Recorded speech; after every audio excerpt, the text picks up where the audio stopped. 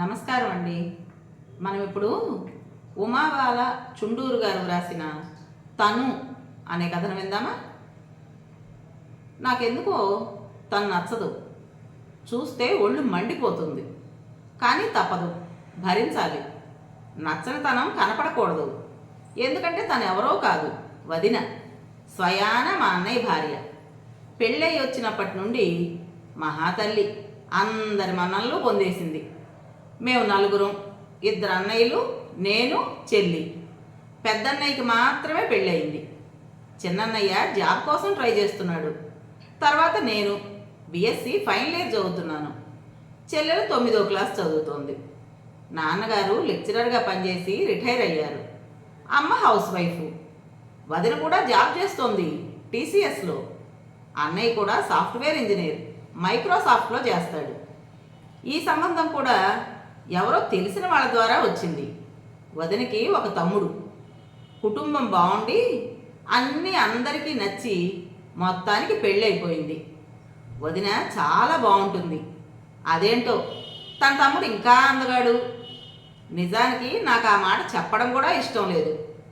అయినా తల్లి తండ్రి అందంగా ఉంటే పిల్లలు అందంగా ఉంటారు. అదేమన్నా గొప్ప ఏంటి? వచ్చినప్పటి నుండి ఇల్లు స్వాధీనం చేసేసుకుంది. పొద్దున్నే లేవడం, అమ్మకి అన్ని పనుల్లో సహాయపడటం, అందరికీ అన్ని టైంకి రెడీ చేయడం.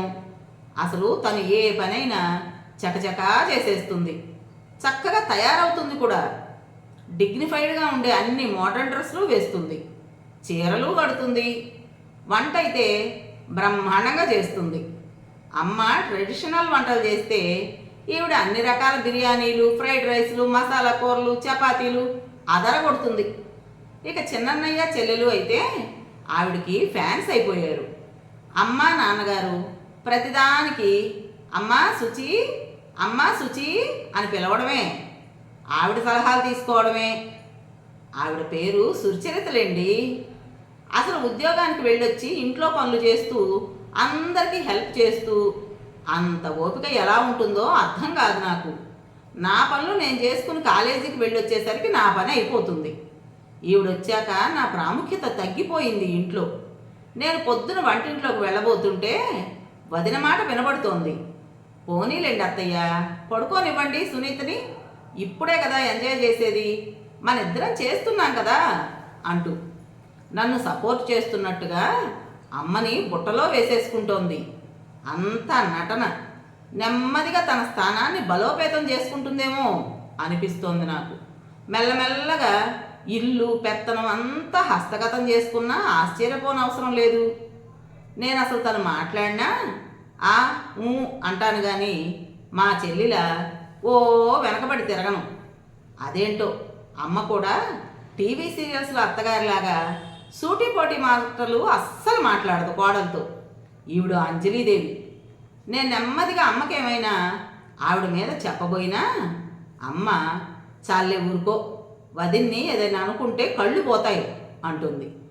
ఎంత మంచి పిల్లో, అదృష్టం బాగుండి మన ఇంటి కోడలయ్యింది అని మెచ్చుకుంటుంది.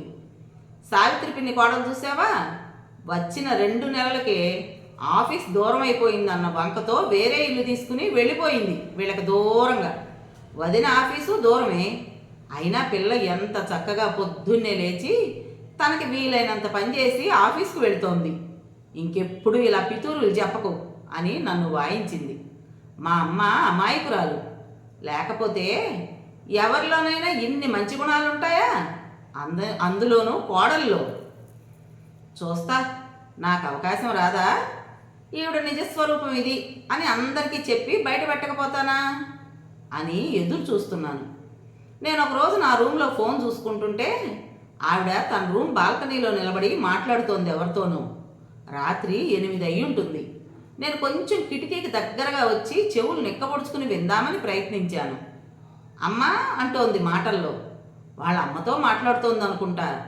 ఇంకాస్త దగ్గరకు వెళితే వినిపిస్తోంది స్పష్టంగా. అమ్మా, ఎన్నిసార్లు చెప్పాలి? నాకు టైం ఉండడం లేదమ్మా, నేను రాలేను. నేను ఇప్పుడే నీ అకౌంట్కి 50,000 ట్రాన్స్ఫర్ చేస్తున్నా.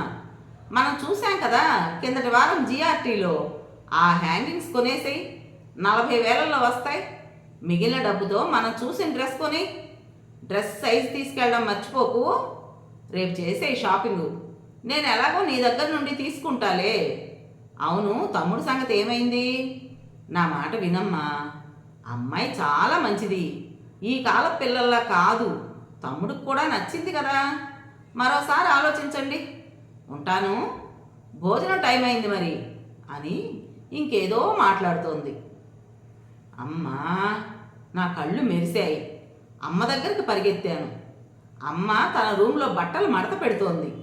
పక్కన కూర్చుని పూసగూర్చినట్టు మొత్తం చెప్పేశా, కాళ్ళు చేతులు తిప్పుతూ. 50,000 పంపిందమ్మా. ఏదో కొనమంటోంది, గోల్డ్ అనుకుంటా అన్నాను. అమ్మ మొహంలో కొంచెం రంగులు మారడం నా దృష్టిని దాటిపోలేదు. అయినా అమ్మ వెంటనే తేరుకుని, ఊరుకో, అలా విన్న వెంటనే మనం ఏదేదో ఊహించేసుకోకూడదు. ఒకవేళ అలా కొనుక్కున్నా కూడా తప్పు లేదులే, సంపాదించుకుంటోంది కదా, ఇంకెవరికి చెప్పకు, పద భోజనానికి అంది. చెప్పొద్దు.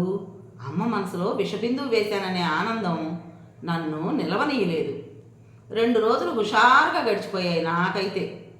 ఆ రోజు రాత్రి 9:30కి చెల్లెచ్చి పిలిచింది నేను చదువుకుంటుంటే. అక్క, అమ్మ పిలుస్తోంది అంటూ. నేను వస్తున్నా అంటూ చెల్లి వెంట వెళ్ళేసరికి డ్రాయింగ్ రూమ్లో అమ్మ, నాన్న, అన్నయ్య, తను ఉన్నారు. ఏంటి ఈ మీటింగు?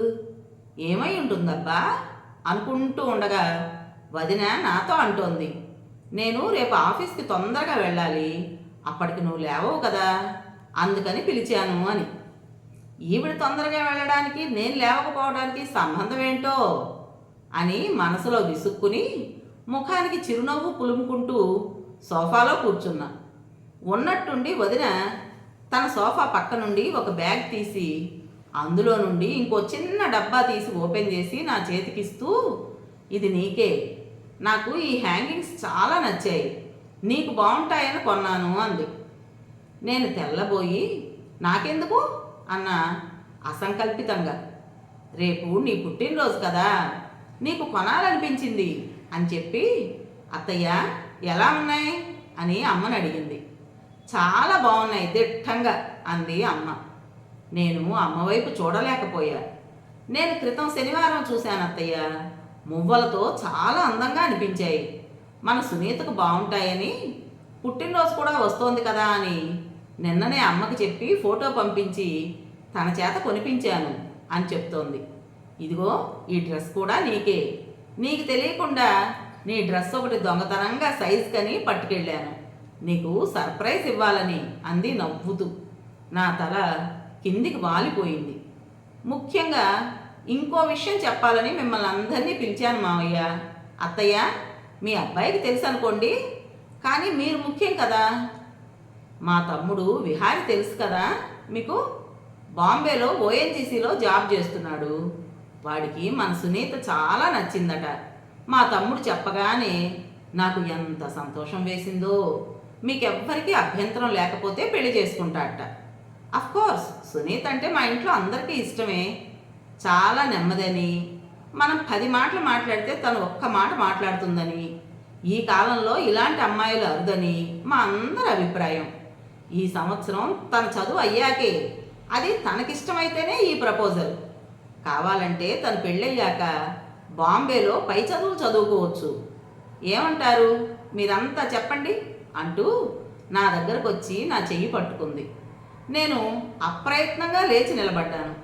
నా కళ్ళల్లోకి చూస్తూ, నీకు ఇష్టమైతేనే సుమా, కావలసినంత టైం తీసుకుని ఆలోచించుకో అంది స్నేహంగా నా చెయ్యి నొక్కుతూ. నేను గబాలన తనని కౌగలించుకున్నాను. తను నాకేదో ఖరీదైన గిఫ్ట్ ఇచ్చినందుకు కాదు, తన అందమైన తమ్ముణ్ణి నాకు ఆఫర్ చేస్తున్నందుకు కాదు, నా మీద తన నిజాయితీతో కూడిన ప్రేమకి, అభిమానానికి స్థాణువునై మనస్ఫూర్తిగా నాలో కలిగిన పశ్చాత్తాపం కరిగి కన్నీరై నా మనసులో తన పట్ల పెంచుకున్న కుళ్ళుని, కల్మషాన్ని, అసూయని కడిగేస్తోంది. విన్నారు కదండి. మరి ఈ కథ మీకు నచ్చిందా? నచ్చినట్టయితే లైక్ చేసి మరో నలుగురికి షేర్ చేయండి. అలాగే ఈ కథ పైన మీ విలువైన అభిప్రాయాన్ని కామెంట్ బాక్స్లో తప్పకుండా తెలియజేస్తారు కదూ. మరి ఇంత మంచి కథను మనకు అందించిన ఉమాబాల గారికి మనందరి తరపున మనస్ఫూర్తిగా ధన్యవాదాలు తెలుపుకుంటూ కొత్త వాళ్ళు మన ఛానల్ని తప్పకుండా సబ్స్క్రైబ్ చేసుకోండి. అయితే చివరిగా ఒక్క మాట అండి, చాలామంది కామెంట్స్లో అడుగుతున్నారు, ఇంతకు ముందు మాదిరిగా అమ్మ కనిపించకుండా వీడియో చేయండి అమ్మా, అలా మీ వాయిస్ వింటుంటే చాలా బాగుంటుంది అని అడుగుతున్నారండి. ఇది కొద్ది కాలం మాత్రమే, దయచేసి మీరు అర్థం చేసుకుని ఎప్పట్లాగే మీ సహకారాన్ని నాకు అందిస్తారని ఆశిస్తూ రేపు మరో మంచి కథతో మీ ముందుకు వస్తాను. అప్పటి వరకు ఉంటానండి.